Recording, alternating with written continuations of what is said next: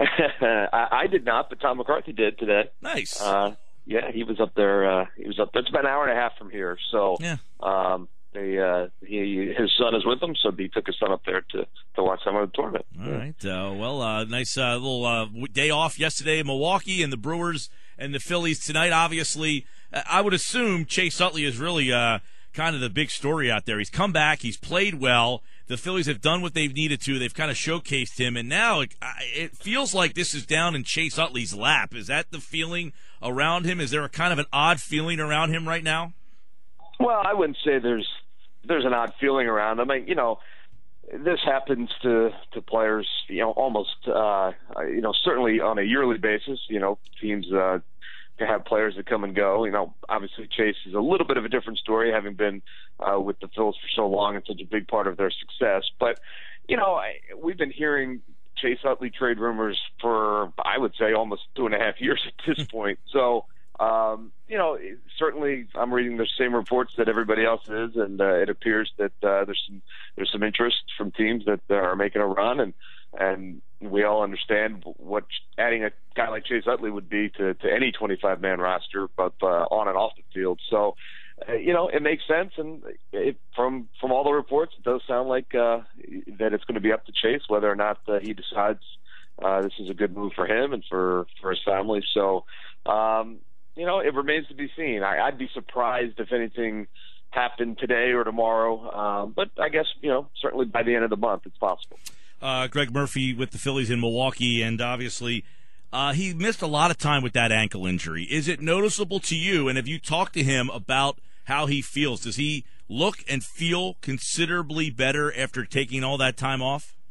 Yeah, he does, and I have talked to him about it, and just watching him, you can tell that he is moving. He's moving very well at this point. Even before he ended up on the disabled list, I did not think he was moving poorly. I mean, when he was running the bases, he seemed to be running them pretty well. And the issue was when he was swinging the bat. From what it sounds like, he was favoring that ankle a little bit, which then in turn led to some kind of mechanical deficiency in his swing, and it all kind of compiled on top of one another, and that's, in his mind, part of the reason that he started off so slow this year. So he looks healthy now. He's obviously swinging a hot bat right now, and when getting a chance to play, he's certainly been contributing. So, he says he's 100%, and he looks 100%. So I'm going to take him at his word. Greg Murphy's with us, part of the Phillies broadcast team. They take on the Milwaukee Brewers. 8:10 first pitch tonight.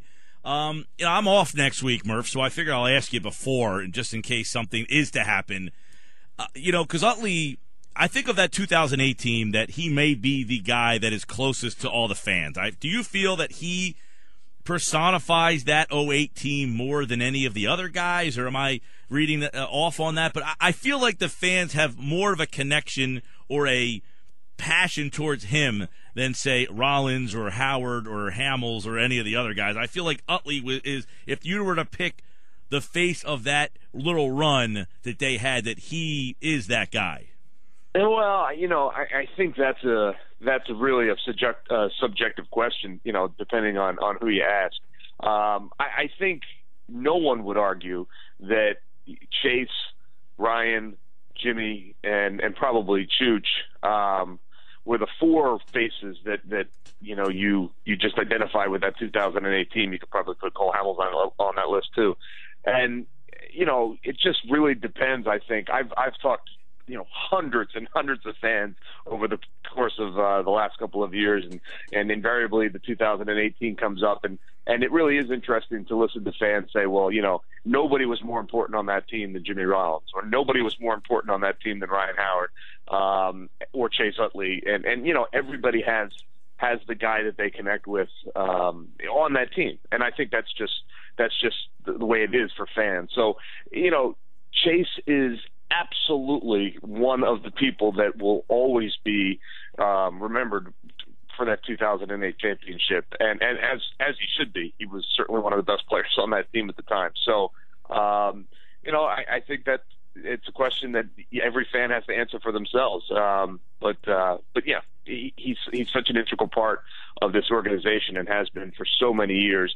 If he were to leave, it would take some getting used to, much like when Jimmy Rollins ended up leaving in the offseason. So, but he'll never be forgotten, that's for sure. No doubt. Here in Philadelphia. And I've always said, I know I'm a little off the beaten path with this one, I think Brad Lidge might be the most important player on that team. I mean, he doesn't go perfect. Who knows what happens with that team if they get through the playoffs or even make it to the playoffs. Absolutely. But he's a guy that kind of gets overlooked sometimes. Murph, let's talk real fast.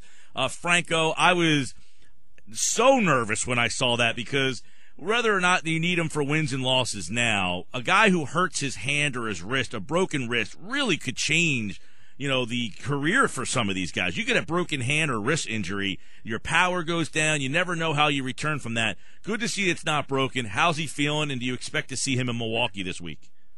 Well, you're absolutely right. I think we were all holding our breath a little bit when he went down, and he certainly looked like he was in a great deal of pain. I talked with him on the final day in Arizona, so Wednesday, just briefly to find out how he was feeling, and he said that it felt so much better the day after than it did the night before when he actually got hit. I don't know. I haven't seen him yet today, so I don't know if he's got the brace. He had it wrapped in Arizona, and he had it wrapped when we were arriving here in Milwaukee. So whether or not that wrap has come off yet, I don't know at this point. I'll know in probably about 2 hours. So if I had to bet, I would say that we wouldn't see him tonight. But again, I'm only basing that on what I saw a day and a half ago. So it remains to be seen. But you're right. The good news is it's not broken. It was bruised.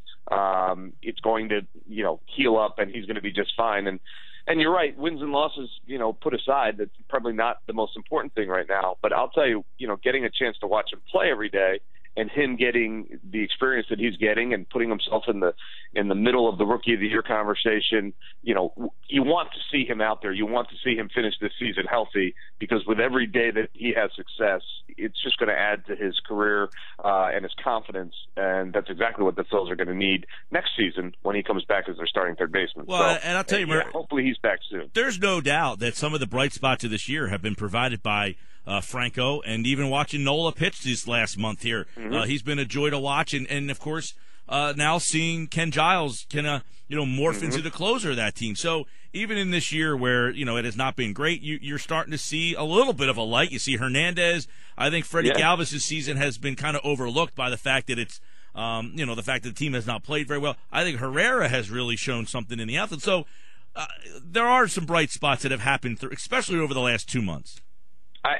You're absolutely right, and we're always looking for bright spots. I mean, and it's partly how we get day to day and get through the day. We try to look for the positives and where this team is heading.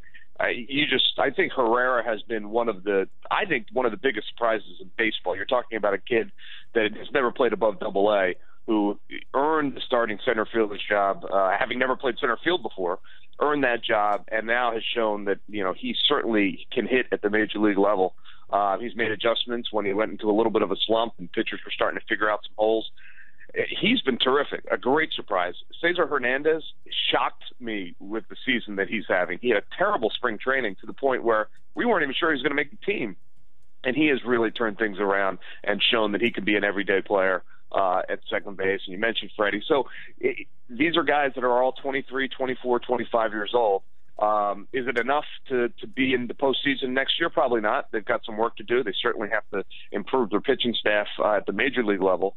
But there are some bright spots, and Franco's the leader of that group, but some of the other guys we talked about are certainly worth watching on a nightly basis. All right, Greg Murphy and the guys have the call tonight as the Phillies take on the Brewers. And that's an 8:10 East Coast time start. Adam Morgan starts for the Phillies tonight in Milwaukee. All right, Murph, enjoy the weekend out there in Milwaukee. Sounds good. Enjoy your vacation, Mike.